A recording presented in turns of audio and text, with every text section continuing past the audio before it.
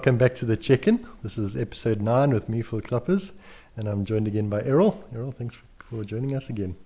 Thank you. Becoming a very much a regular, eh? Yes, yeah, and I enjoy it. I love it. Yeah. But I actually thought it was episode 10. You sure it's 9? I think it's 9 this week, yeah. No, all right. I won't argue with you. You're the expert on this. Yeah. Quite a lot happening this last week in the church. I mean, Sure. a bunch of funerals. Yeah, quite something. I just thoughts of the families, the Retief family and the Halley family. Both difficult funerals. Very difficult, sure. Yeah. It's very sad. Very. It's always difficult when a family loses a child. Mm-hmm. It's not an easy thing. It's not the natural way. It's not the natural way, and particularly when like with the Retiefs, the child had problems from birth, and it's not an easy thing to reconcile. It's not an easy thing to understand. So, but I think the funeral went very well. Yeah. If funerals can go well. Can go well, yeah. But the big thing is, as Christians, it's very true. We don't mourn like other people. We always mourn with hope because there is a resurrection. Yeah.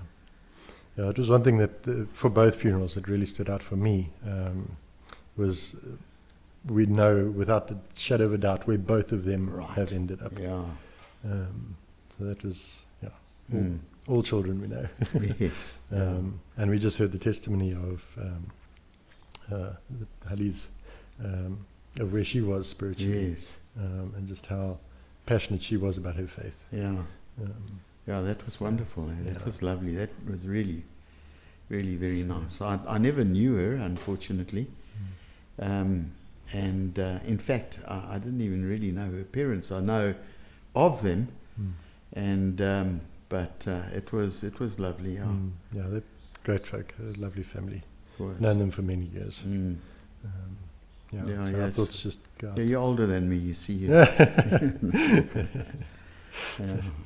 And then I've some nice progress that we've seen happening in the building now. They've got the steel work going on the stage. Don't know how Trevor's managing with all the noise in his office there. I tell you. Well, that's one way in which I always know that there's progress. It's the noise. They're working with steel and they're grinding and they're hammering and they're welding it. It's all a noisy process, especially in that auditorium. You get that echo. And but it's I didn't know what they were doing at first. I didn't know that you were putting in a wall other than the back wall. And so when I saw these things going up, I thought, what on earth? Why are they sticking these poles up in the middle of the stage? And then the one guy explained to me that they're going to actually put a wall in there. So and then you, of course, just confirmed that they're putting in a wall. So part of our stage design there. Yeah. So our big screen will hang on that wall. On the back wall there. So it needs to be fairly substantial to carry the weight of all that stuff as well. Wow. Are you just having one big screen? Initially it'll just be the one screen in the center. We're just trying to keep costs down so that we can get in. We've sort of phased our development of the auditorium. We don't want to scare people with the big numbers too early. Yes. But actually, the shape of that auditorium lends itself to one central big screen. Yeah, initially at least. And then we've got the electricians they're busy doing wiring, getting a whole lot of the reticulation done there. Putting in the points for the blinds and the lights and the boxes in the stage. And is that what they're doing? Yeah. I've seen them arrive every day and with the and I was wondering what it was that they were actually doing. When are they putting in that new box, that new substation, whatever it is? On the Eskom side? Yes. We're still waiting on Eskom for that. Okay. So that's in process. Okay. That'll be joining the Genesis and Church Eskom suppliers with Okay. one aggregated big supply. Yeah. It'll save us on costs, obviously, and it's a bigger supply. Oh, So it'll okay. They save on serve us cost better. as well. That's yes, interesting. Yeah, Yeah, it's cheaper. that's good. I've been hearing a lot about this huge big thing that's coming in that's going to provide sufficient power for all our needs. Yeah. And yeah, that's very interesting. Yeah. So it's good to see the progress. It's always exciting. It is. And what's happening now is visible. And a lot of the stuff that was happening previously wasn't really visible. Even when all the work they did on the roof, it's not visible, it's just noisy. But now you can actually see something happening, and that's always encouraging. So feel free to go after Sunday service. If you haven't seen what's going on, just take a walk through the new building, and it's very exciting. We also had those 4 folk from Atlanta, from the Orchid Project, with us in church on Sunday. That's right. Great folk. Atlanta, Georgia, deep south. Yeah. They enjoyed our service on Sunday. Well, yes, I think they enjoyed the whole experience. Meeting with all those young girls on the Friday, Saturday as well, Saturday, I think, yes, if I remember correctly. And I know my little granddaughter went along to go and help, and she spoke about what they were talking to these girls about, and it's good. And I think it's wonderful to have folks that come out from the States who are willing to share with these young girls who don't get exposed to that sort of thing naturally. They're coming from the townships and the rural areas. They're not just naturally exposed to that sort of thing. And that's wonderful that people are prepared to sacrifice. I mean, they came in, they landed on it was only Friday, Saturday, Sunday, and they flew out on the Monday. So it was a very short period of time, very intensive. But it's wonderful that people are prepared to make that sacrifice to come out and help. And it really is a sacrifice. For it is. It must be. You can't overstate the what they bring. Yes. They bring great value. So that's wonderful. And of course, Trevor will be going over to Norway and to the States one of these days again. He leaves next week, I think it is. Yes. To raise a bit of support for the whole Genesis project. It's an incredible job that he does as well with that whole thing. Of course, he's the right person for it. I don't think that there is any substitute for passion. And he's passionate about what Genesis does. Very much so. And you don't have to be in his presence for very long to pick that up. I've seen that with the when we do the orientation course for people that are wanting to come in to membership. They sit down with him. We can talk about Genesis and tell them, this is the care center and this is the youth center and these are the projects that we have out in the rural areas and stuff. But it's not our passion. We can share information about it. He shares passion. He's got the heart and the It's one of the things I was chatting to Mike about this, and he was just telling me that after the orientation there were some people who were they just want to get involved, they sort of take over and really get something going, and that's because of the passion with which he shares it. And he takes that passion overseas with him, and that's a tremendous blessing to us. And as I've said before, I'll say it again, I just love him because I just love passionate people. They are special. Maybe because my personality is a little bit different. I'm a little bit more phlegmatic. A little bit, sort of rational, logical, less emotional about stuff, more a little bit on the intellectual side. But I've always been attracted to passionate people. My wife gets fairly passionate, not towards me. I don't mean that, she does. But I watch her at the care center. It's just incredible how she prays for those dying people. I remember a little while ago, she was telling me how she'd hold, there were a couple of people that died quite close to each other, and she told me how she built a relationship with them over a period of time through visits, and she was holding their hands and praying with them as they passed away. And a little while after that, I got a very bad dose of flu, sort of towards the beginning of this year. And our doctor puts me in bed and says, stay there. And my wife walks in, and I really wasn't feeling well. And she takes my hand just to express a bit of sympathy. And I said to her, whatever you do, please don't pray for me. I don't want to die right now. But anyway. So passionate people are great, and we need them, eh? Absolutely. And of course, the relationships that he develops while he's over there are again just so invaluable. Hey? Yeah. We see the fruits of those every year with the teams coming out. Right. The support that the other churches give us. Through our youth programs, we have the Epic Camp. It's absolutely incredible. And just about every time he goes over, he meets new people, new churches, new organizations that are interested in partnering with us. Partnering. You got it right. I don't know why I couldn't get my mouth around that one. Of course, one of those is in California this year. He's going to California for the first time. Yeah, for the first time. We had and that also grew out of a relationship from Lake Point in Texas. Yes. One of their members moved to California and got their church interested in what Genesis was doing. And they sent a team earlier this year, I think it was, 5 of them. That's right. Very good, man. That's wonderful. It's just amazing the way things are just spreading. The network,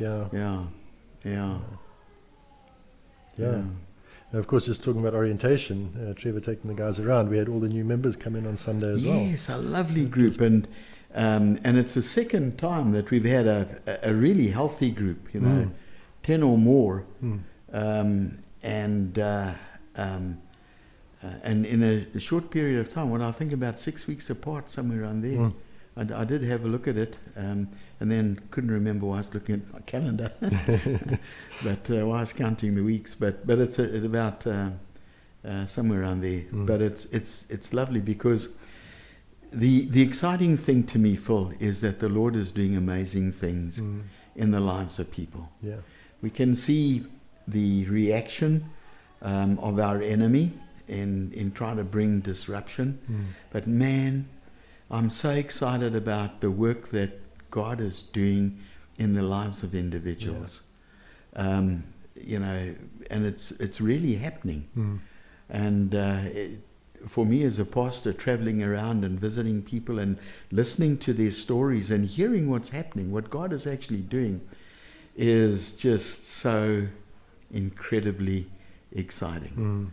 One of the things that we're wanting to do is to not just have church services, but to create an environment where people can actually meet with the living God, with their needs, with their brokenness, and have the Lord minister to those things. And we're starting to see that.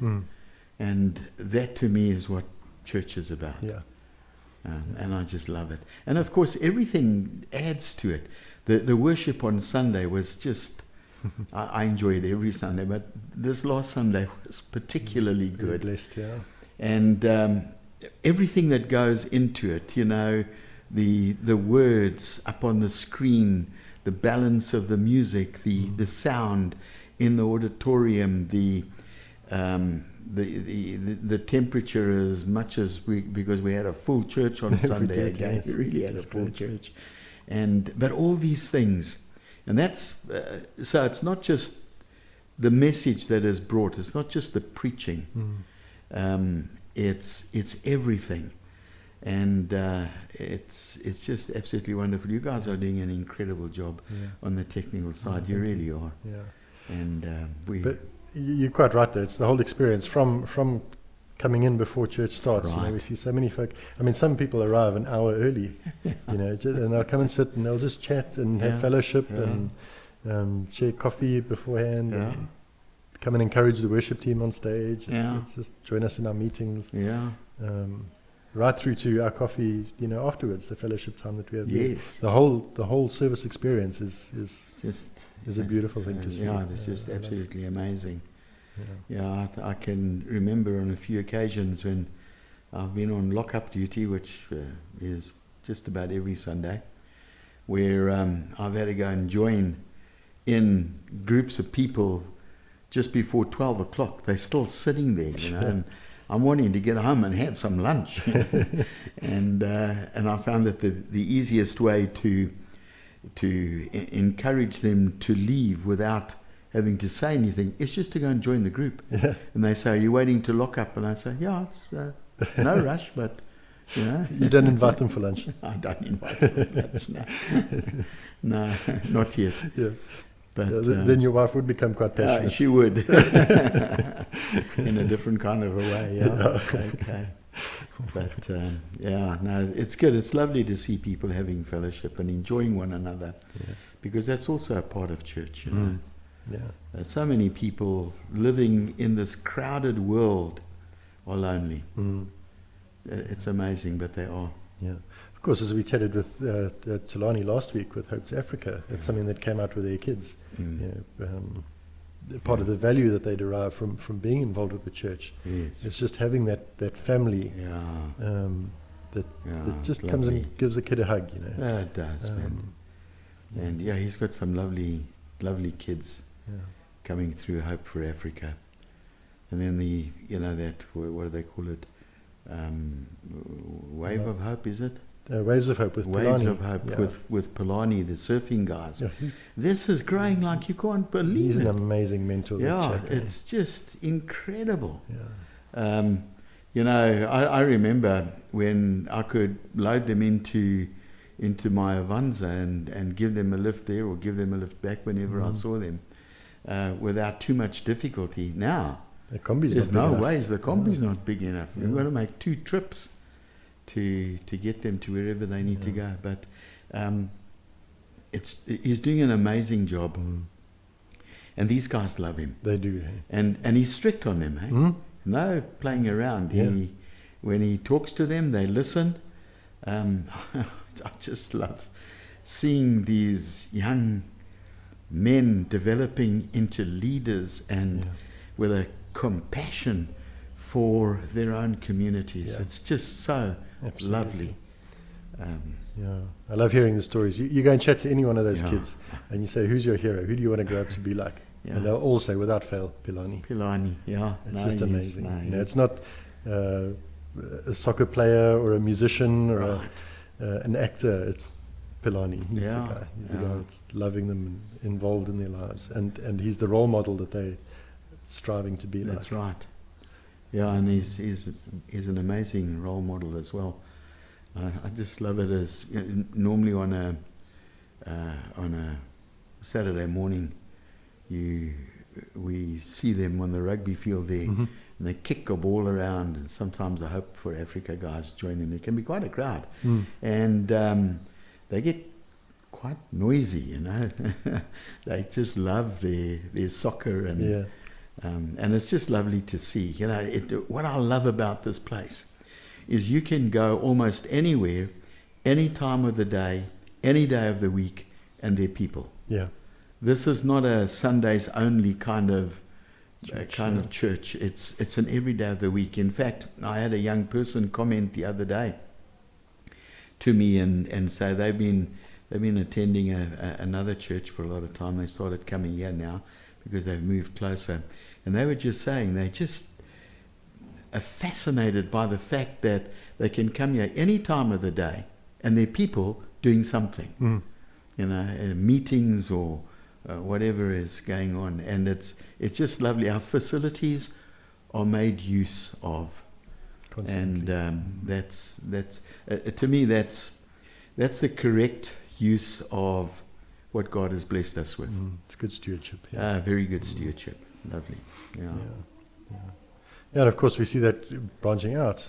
Just thinking of with YouthWorks, that's another facility. It's it's not just a Friday night, it's throughout the week they're being used. Yeah. And we just really have to commend Chad and his team there. They are doing a phenomenal job. They are. That place is looking So good. Yeah.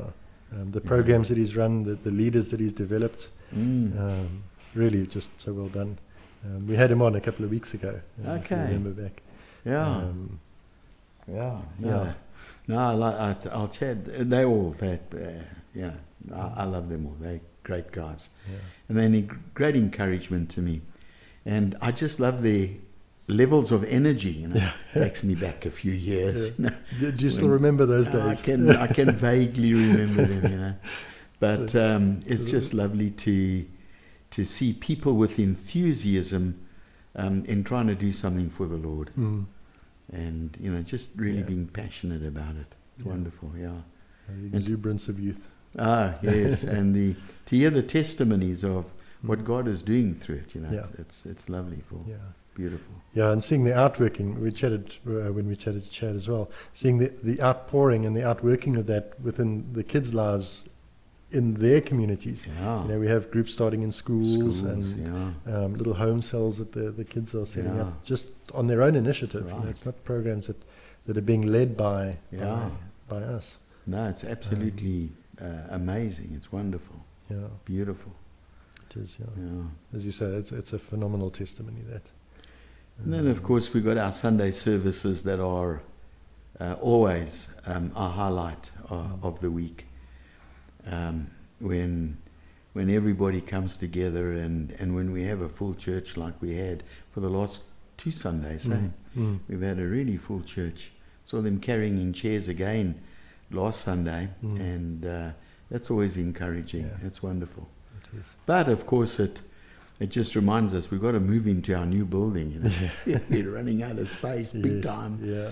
And we've got to, so just looking forward to that. Yeah, Sunday was also a lovely service. I mean, Trevor did a great job again, as he tends to do. Yeah, yes.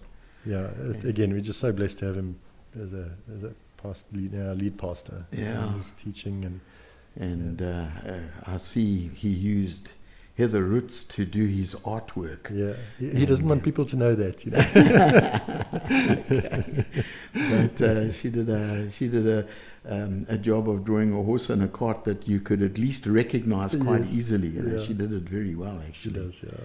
And I saw her walking out of the back room there, and I thought to myself, Heather, what were you doing there?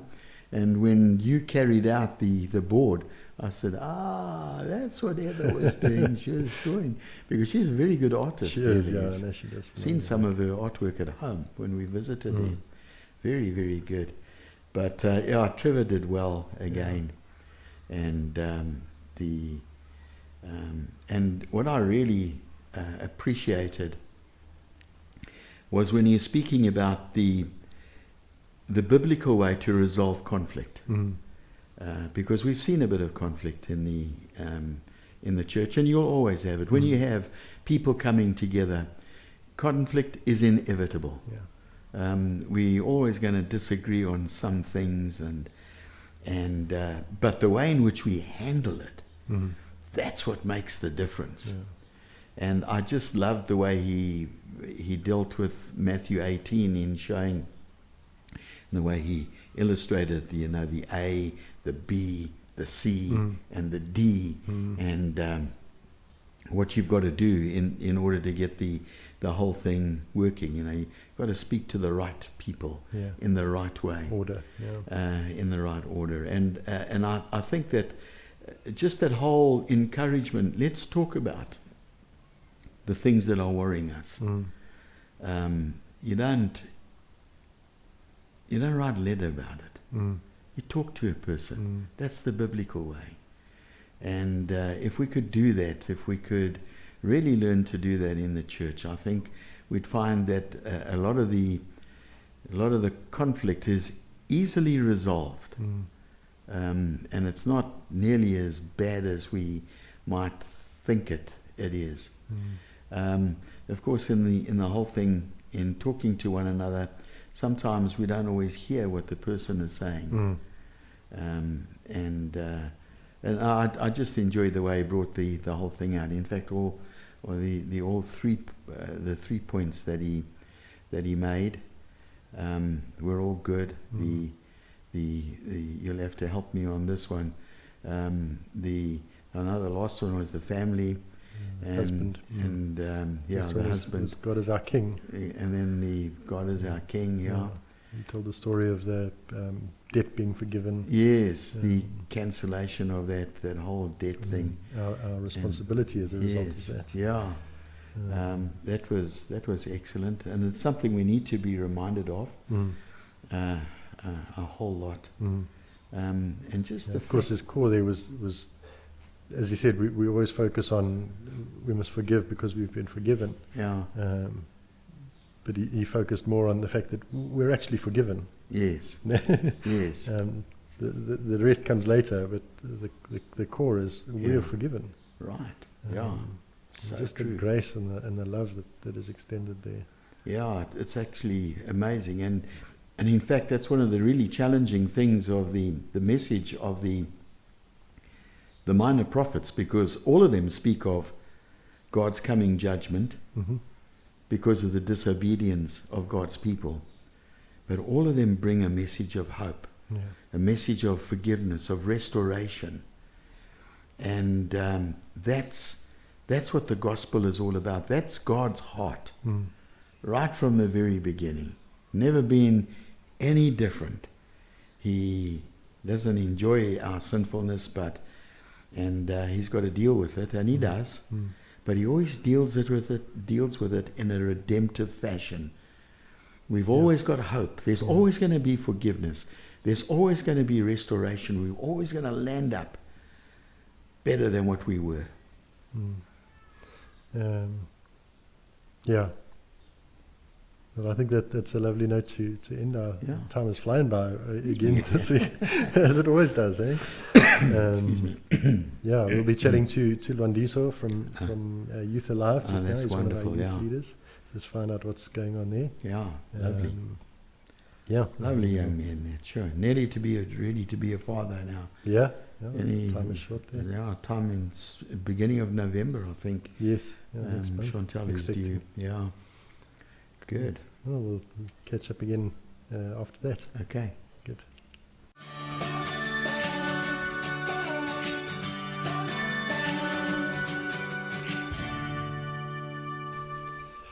Well, we're here with Lwandiso Dlokweni. He's one of our youth leaders at the church here. Lwandiso, welcome. Thank you very much. Yeah. You run the Youth Alive program. Yeah. What do you guys do on a Friday night? So we make a lot of noise, joyful noise, if we can call it. But basically, we a discipleship-based youth organization, if we can call it. And we come together. We have worship. We do a lot of games like icebreakers. Our traditional game is Foursquare, which has been played for probably 10 years at least at Youth Alive. That's the hopping or with the ball? With the ball, Foursquare, yeah. So, a very cool game. And then we have a message, and then we go to small groups. Okay. That's pretty much what we do every Friday. Okay. And you've got quite a few guys involved as well, eh? I mean, like Nati with the interns. You've got a couple of the interns involved. Yeah, we have actually a lot of sort of young adult volunteers. We've got about 12. Okay. And so blessed that all of them are studying theology, and about 4 of them are interns through the church. So, very blessed with a strong team. Oh, awesome. And then Hope to Africa, obviously, those guys are also... Yeah, Hope to Africa has about 6 of their guys, 6 of their senior leaders there. And most of them have been at Youth Alive probably for about, I'd say, 6 to 7 years there. And a lot of them came through the youth group. They were leaders at Youth Alive, and then eventually, became leaders at Hope to Africa, that sort of stuff. So, awesome. Fantastic team. Cool, man. And then during the week, did you guys get together, any stuff like that? So, during the week, we do a lot of outreach ministries. We do a homework club out in a primary school just down the road called Spagamile. We just help the kids with homework, a lot of numeracy and literacy and that sort of stuff. And a lot of those ministries we do with the interns. And then on Wednesday, we've got PE, which is also it's physical education, which is very good. it gives us an opportunity to share the gospel, but also just helps the kids to be able to do physical education. So yeah, it's very good. Very cool. And then you've just now started teen church, eh? Yeah, started teen church on Sundays. Sunday. Yeah, we probably had about 60 kids, Wow. which is fantastic. A lot of them come through Pilani's surf club. Okay. So yeah, it's also great to be able to partner with Pilani, who's a great leader. Yeah. And we have, it's an opportunity for us to grow some of our younger leaders, because on a Friday we have our older leaders leading, but this is now an opportunity for younger guys to be able to come through and develop in their leadership. Okay. Yeah. So it's mostly like school kids, teenagers. Yeah, It's teen church, teenagers, maybe grade 10 to about grade 11, I'd say. So yeah? yeah, Oh, that's awesome. it's very, very good. Cool, man. And then you've got a baby on the way, hey? Yeah. Coming in I'm November. hoping it's one. But yeah, she can pop out anytime now. I think probably You know it's a girl. it's a girl. Yeah. Yeah. So I've got 2 girls in the house basically. There we go. So pray for me. Cool. Are you guys needing any help with Youth Alive? Can people get involved? Yeah, definitely we do need help, especially with drivers, people with a driver's license, and anyone who would like to volunteer in terms of driving. It's usually quite a mission to get everyone, 150 kids to back home at night. So we definitely need a lot of drivers, and also just people who can come in there and just spend some time discipling. Discipling 150 kids is quite a mission. Challenge. You need a big team, and also just people who can, we need some kind of a Bali's club, really. Yeah. Just, to make it a place of safety, to make sure that the kids are safe and that sort of thing. So there's definitely space and opportunity for people to help out in those things. Okay. Yeah. Cool. Are you guys got a Facebook page? Do you put YouTube? We do have Updates? Facebook, we have Instagram, and Baloo runs those pages. Okay. And she's posting every 5 seconds, which is fantastic. Yeah, Cool. that's just those 2 platforms Nice. that Okay. we use. We'll put some links down the bottom, and guys can check it out as well. We also will share it. Awesome. Are you going to put it on the church's one? Yeah. Nice. Yeah. Well, Lwandiso, thanks. Thank you Thanks very for- much.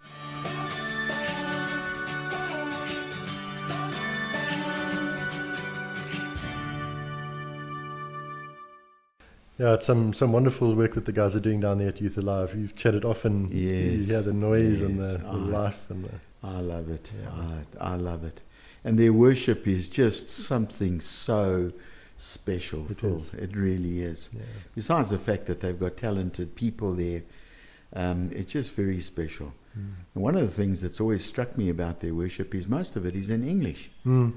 They just seem to like the English songs, and songs, they yeah. all get involved. They're talented people. The Zulus just are, Yeah. because they just. I love Youth Alive. Yeah. And we see so many of their kids, as we said, in church, but not just on Sundays. We see them here, as we were saying earlier, throughout the week. Yeah. They're involved in interns programs, Mm. through schools programs. It's just an ongoing. It is. It's not just a Friday night. No, not at all. Yeah. Yeah. Beautiful.